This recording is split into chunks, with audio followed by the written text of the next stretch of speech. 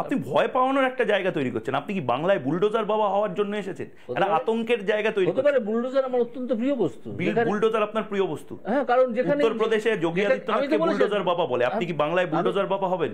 আমি বলেছিলাম তো, যোগীর কাছ থেকে 3টে বুলডোজার ভাড়া করে আনুন, তাদের নাম দিন সেকুলার বুলডোজার, বলে যে বেআইনি নির্মাণগুলো আছে ওগুলো ভেঙে দিন, বলেছিলাম তো। তারপর আমি যে কটা বেআইনি নির্মাণ ভাঙার অর্ডার দিয়েছিলাম কিছুদিনের জন্য, আমার কাছে কিছু মামলা ছিল, প্রত্যেকটা ভাঙা হয়েছে, একটা হয়নি। শুধু প্রত্যেকটা বলবো না, একটা বাদে সব কটা ভাঙা হয়েছে। আপনি করছেন কি? সিস্টেমের সাথে তো মানে খেলা খেলছেন। সিস্টেম অত্যন্ত রটন হয়ে গেছে সিস্টেমটা। এই সিস্টেম কি আপনি ভাবছেন বিধান রায়ের আমলের সিস্টেম আছে? এমনকি জ্যোতি বসুর প্রথম 5 বছরের আমলের সিস্টেমও নেই। সিস্টেমটাই তো খারাপ হয়ে গেছে। সিস্টেমটা বদলে যাবে। কে বদলাবে? যদি বিজেপি বদলাবে। আপনি আশার আলো দেখাচ্ছেন যে বিজেপি বদলাতে পারবে? বিজেপি বদলাতে পারবে।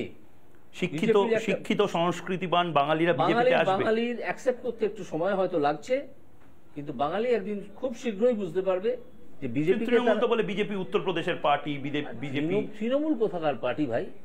বাংলার পার্টি। জয় বাংলা বলে তারা, বিশ্ব বাংলা বলে, সবই বলে।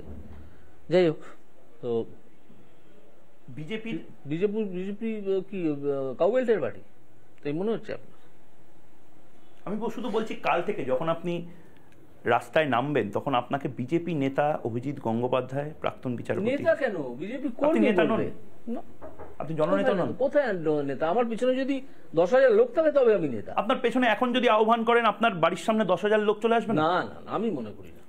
মানে আপনি কি প্র্যাগম্যাটিক হয়ে বলছেন, বাস্তবসম্মত হয়ে? নিশ্চয়ই। অনেক নেতা তো বলেন যে আমার ডাকে 1 লাখ লোক চলে আসবে, আপনি সেটা মনে করেন না? একদম মনে করি না, একেবারে। হঠাৎ কি কাজ আমি করেছি যে আমার লোকের ডাকে? কি বলছেন আপনি?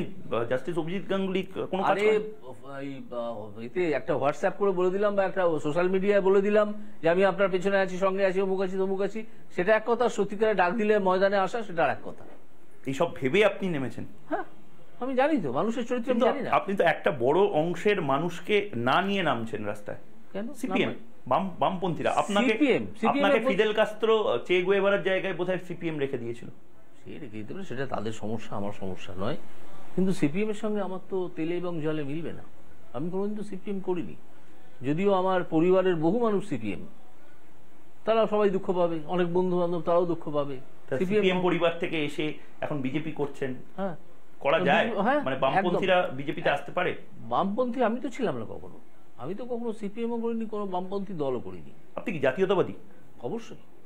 মানে নেশন ফার্স্ট, নো কম্প্রোমাইজ, দেশ সর্বোপরি, কোনো আপোষ নয়, এটা আপনি মনে করেন? ভাবেন কিরকম ভাবে? এক্সাম্পল যদি সেই দেশ, আপনার আইন আদালতের মধ্যে এই ধরনের কিছু আপনার রায়ের মধ্যে বা কিছুতে পাওয়া গেছে? তার মধ্যে তো আমি এগুলো ছড়িয়ে দেবো না।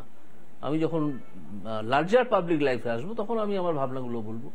এই পলিটিক্যাল ভাবনাগুলো আমার রায়ের মধ্যে কেন আসবে? আসেনি তো কখনো, আনার কথাও না। স্যার, আমার একটা প্রশ্ন আপনাকে, যে প্রশ্নটা খুব সিরিয়াস, যেটা সিএ নিয়ে বারবার আমার কাছে মেসেজ আসছে। সিএ আপনি বলে থেমে গেলেন যে তৃণমূলের, হ্যাঁ, যেটা বলে থেমে গেলাম, ক্ষতিটা কার? কে ক্ষতিগ্রস্ত হবে? ভয়ের বাতাবরণ তৈরি হবে। কিসের ভয়ের বাতাবরণ? তৃণমূল বলছে যে এনআরসি করে সব সংখ্যালঘুদের বের করে দেবে। যারা বেআইনি ভাবে ঢুকে বসে আছে তাদের কাছে ভয়ের বাতাবরণ তৈরি হবে। কারা বেআইনি ভাবে ঢুকে বসে আছে? তাদেরকে কে ঢুকিয়েছে? কে তাদের ভোটার আইডেন্টি কার্ড দিয়েছে? তদন্ত হবে। তদন্ত হলেই বোঝা যাবে কোন নেতা ধরা পড়ে। এই আধার কার্ড নাকি বাতিল করে দিচ্ছে, বহু মানুষের আধার কার্ড থাকবে না। না, আধার একটা সামান্য একটা গুজব সব চটেছিল বা একটা কিছু হয়েছিল, তারপর আবার তো ঠিক হয়ে গেছে। কালকে তো ইলেকশন কমিশন বলেছে যে আধার না হলে অন্য কোনো ওই দিয়েও কাজ হবে, তাই না? সুতরাং আধার নিয়ে এত চেঁচামেচি করার কিছু আমি দেখছি না। তাহলে এবার আমরা শেষ করি, অনেকক্ষণ হয়ে গেল। এবার আমরা শেষ করি, কিন্তু শেষ প্রশ্ন আমার, কিরকম লাগলো লাস্ট দিন? মানে আমি এখনো রিটায়ারমেন্ট ফেস করিনি, কিন্তু আমি পুরোনো চ্যানেলেও ছিলাম, তো তখন শেষ দিন বেরোনোর সময় একটা মানে খালি খালি লাগে। এত দিনের কিছু হয়নি, কি বলছেন? সত্যি? তার মানে আপনার নিশ্চয়ই কোনো বড় অফার আছে। কি অফার? কিছু আছে কি? মানে বিজেপি নেতা, দুবাইতে ফ্ল্যাট, দুবাইতে হোটেল। দুবাইতে কার হোটেল আছে? বুর্জ খালিফাতে। দুবাইতে কার হোটেল আছে? তাহলে জবাব চাই বাংলা। ঠিক আছে, কার হোটেল আছে দুবাইতে? আপনি বলবেন না এগুলো? খোঁজ নিন না, কার হোটেল দুবাইতে আছে, কার থাইল্যান্ডে আছে, এসব খোঁজ নিন। খোঁজ নিলেই পেয়ে যাবেন। আমাকে দিয়ে সব বলতে হবে কেন? যখন সময় আসবে নিশ্চয়ই আমি বলবো। মানে অনেক কিছু, এই পেঁয়াজের খোলস ছাড়ানোর মতো অনেক কিছু এখনো। পেঁয়াজের খোলস ছাড়ানোর বিপদ হচ্ছে, শেষ পর্যন্ত আপনি কিছু পাবেন না, খোলসটাই ছাড়িয়ে যাবেন। সেই জন্য শিবরাম চক্রবর্তী পেঁয়াজের নাম দিয়েছিলেন শতদল। একে একে আপনি পাতা ছাড়িয়ে যাচ্ছেন, আর কিছু পাল পেলেন না শেষকালে।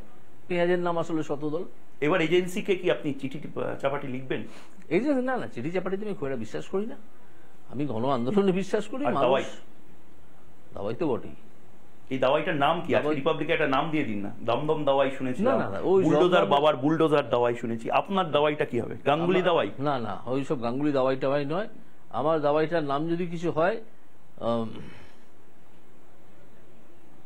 মানুষের সম্ভ্রম বোধের প্রত্যাবর্তন। মানুষের আস্তে আস্তে না, মানে মমতা বন্দ্যোপাধ্যায়ের মাফিয়ারাজ বনাম মানুষের কণ্ঠস্বর, দুর্বৃত্তায়ন বনাম মানুষের কণ্ঠস্বরে, মানুষের কণ্ঠস্বরের জন্য ভিটামিন ডি ট্যাবলেট আপনি নিয়ে আসছেন। আমি এটা এই শেষ প্রশ্নটা আমি নিজেও, কারণ ভিটামিন সংবাদপত্র, আপনি ভিটামিন ডি বললেন, আমি বলবো ভিটামিন ডি মানুষের কণ্ঠস্বরের কোনো উন্নতি ঘটায় না। মানুষের কণ্ঠস্বরের উন্নতি ঘটানোর জন্য মানুষের শির দাঁড়ানো লাগে। আজকে সকালে বলেছিলেন যে শির দাঁড়াটা নিজের খাটের তলায় না খুঁজে ওটা নিজের পিঠেই আছে, দেখুন ওটাকে একটু সোজা করে দাঁড়ান। অনেকে কি চিংড়ি মাছের মতন শির দ্বারা বিহীন ভাবে ঘুরছে?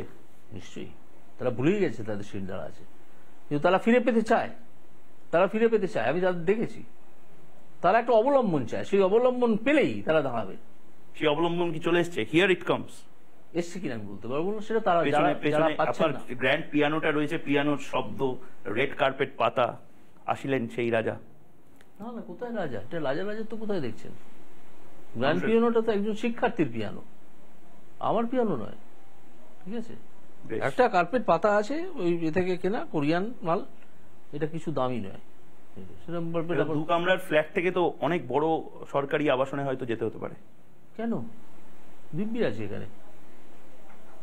কোন সিট থেকে দাঁড়াবেন সেটা বললেন না এখনো। আমি জানি না পছন্দ কোনটা। আমি জানি না।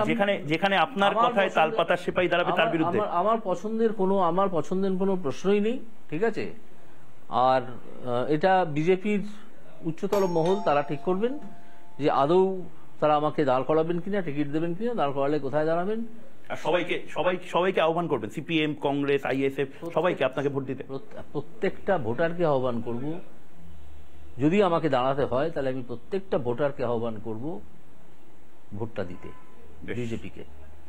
ঠিক এই জায়গায়, কারণ বাংলায় আমি মনে করেছি যে তৃণমূলের দিকে চ্যালেঞ্জ ছোড়ার জন্য সিপিএম উপযুক্ত নয়। না, সিপিএম নিজেই তো হারিয়ে গেছে। একটাও সিট পাবে না বলে মনে হয়? একটাও পাবে না। বিজেপি তৃণমূলের মধ্যেই সিটের, বিজেপি তৃণমূল, কংগ্রেস একটা দুটো হয়তো পেতে পারে। বেশ, অধীর চৌধুরীর খুব প্রভাব আছে ওইদিকে, উত্তর দিকে। অধীর চৌধুরী কিছু দুটো সিট হয়তো পেতে। রাম ফ্যাক্টর হবে, শ্রী রামচন্দ্রর যে আবেগটা, আমি অযোধ্যাতে গিয়ে দেখলাম ভয়ঙ্কর। এক্ষুনি রাম পশ্চিমবঙ্গে ফ্যাক্টর হবে না। পশ্চিমবঙ্গে রামের ফ্যাক্টর তো অনেক দেরি আছে, হয়তো দরকারও পড়বে না। কিন্তু এই মানে নোংরা ময়লাটা মোছানো গেছে যে শ্রী রামচন্দ্র বহিরাগত নয়, বাংলার রাম, বাঙালির রাম, শ্রীরামচন্দ্র ছিলেন, আছেন, থাকবেন, এটা হয়তো মোছানো গেছে। বেশ, অনেক ধন্যবাদ জাস্টিস অভিজিৎ গাঙ্গুলি। আমি বলতে অভ্যস্ত, একদম বলবেন না জননেতা অভিজিৎ গাঙ্গুলি, না, প্রাক্তন বিচারপতি অভিজিৎ গাঙ্গুলি।